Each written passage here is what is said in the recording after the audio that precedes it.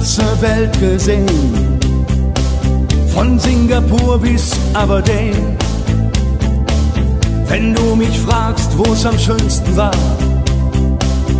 sage ich Sansibar.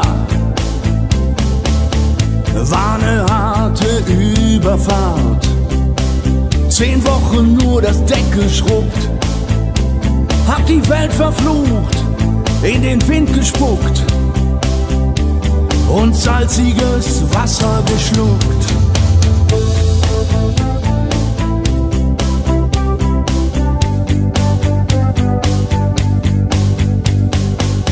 Als wir den Anker warfen, war es himmlische Ruhe und die Sonne stand senkrecht am Himmel.